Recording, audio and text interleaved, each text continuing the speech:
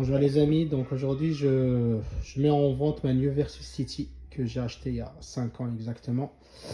Alors c'est une Versus City qui est venue donc directement du Japon, hein. Voilà. Il y a eu pas mal de travaux de fait dessus, donc elle a été démontée entièrement, pièce par pièce, même le topper, nettoyé entièrement. Il y a zéro nicotine, zéro clope dedans, tout a été nettoyé à l'éponge et puis au dégraissant. Et à la flotte, écran et platine inclus. Donc c'est une New Versus City qui est un peu spéciale, c'est-à-dire qu'il est équipé d'un écran Toshiba donc d'Astro City et une platine MX829. Donc j'ai acheté les bezels, le contour des bezels noirs pour adapter à un écran bombé, comme pour sa grande sœur, la Versus City, parce que d'origine ces bornes-là sont équipées d'écrans de Blast City. Donc moi je me suis débarrassé de ces écrans-là au détriment du 31 kHz parce que malheureusement, comme vous le savez, les platines de Blast sont très fragiles et j'ai mis donc deux MS829 avec des écrans Toshiba des deux côtés. Voilà, donc les deux platines qu'il y a dessus ont été entièrement donc lavées à l'eau et cap kittées. Voilà.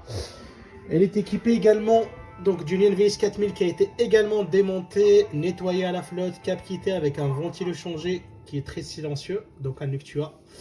Voilà, avec un JAMA, comme vous pouvez le voir, très propre, qui ne comprend aucune soudure. Le JAMA qui est dessus, il est neuf, hein. C'est un JAMA que j'ai acheté à l'époque sur Yahoo Auction.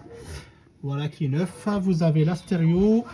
Il y a le kick harness de chez Capcom, donc qui est d'origine plugué au niveau de la bande. Donc là, c'est un système MVS en stéréo qui est en train de tourner.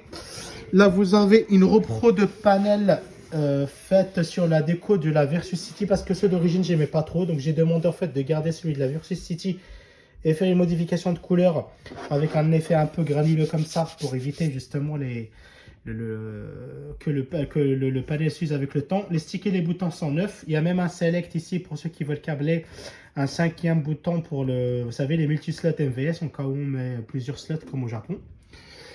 Donc là, comme vous pouvez le constater, la borne vous mangez dedans les gars quoi. Il n'y a aucun problème. Donc il est câblé, si vous voulez, en JAMA jusqu'à... Alors attendez, pour ne pas me tromper, jusqu'à 4 boutons. Voilà, 4 boutons. Et j'ai prévu aussi les boutons pour le kick harness. Voilà. Pour la télécommande MS829, vous avez des deux côtés, player 1 et player 2. Donc comment dirais-je, le câble de la télécommande qui est neuf et des télécommandes neuves. Hein, c'est des repros de télécommande MS829. Hein. Donc ils sont neufs quoi. Pourquoi j'ai fait ça? Parce que ceux d'origine, ils mettaient des interférences avec l'écran. Et ceux-là, voilà, ils sont neufs, nickel quoi. Voilà, quoi dire d'autre? Donc là, vous avez le câble qui est changé pour la télécommande. La télécommande en repro neuve avec ses potards. Hein. Donc des potards moins fragiles que ceux d'origine, malheureusement, qui s'usent avec le temps en plastique. Avec cette borne-là, je vous donne en plus, donc en plus des deux platines qui sont en train de tourner des deux côtés. Donc on va voir aussi le côté P2. Donc le côté player 2 il est là.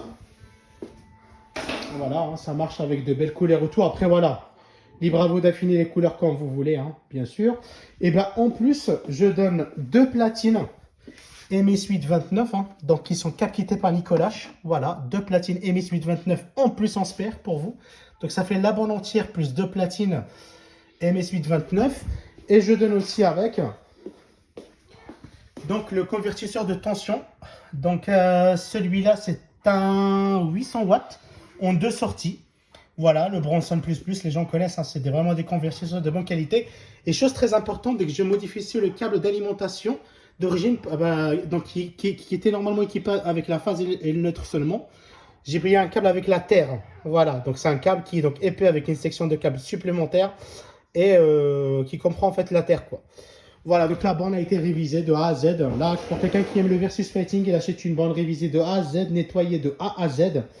Il n'y a rien à faire dessus, tout a été cap quitté et en plus il repart avec du spare. Donc deux platines en plus qui sont cap quittées, je le dis bien cap quittées, pas ils sont cap quittées par Nicolas. Et qui sont fonctionnels bien sûr. Donc voilà, la borne sera sur les Orcadia, n'hésitez pas. Après voilà, les bezels, je les ai gardés jaunes parce que... Après, c'est question de goût. Moi, une bonne pour moi, on l'achète avec son histoire. Si je la peins, elle sera neuve. C'est comme si j'achète une PS5. Donc, ça ne m'intéresse pas.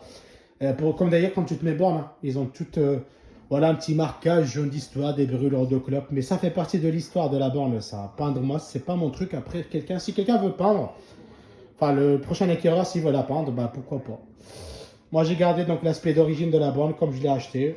Ça permettait aussi d'avoir un souvenir. Et tous les stickers qu'il y a dessus aussi, en fait, ils sont neufs aussi. Donc, ils sont d'origine. Voilà. Et aussi, le dernier détail. Donc, on va parler des clés. Donc, les clés de la bande, ce sont bien ceux d'origine. De chez Sega. Donc, normalement, c'est les mêmes que la Blaster City. La 5575 avec ses serrures. Et la Miwa pour la cashbox. Voilà, voilà. Donc, si vous avez des questions, n'hésitez pas.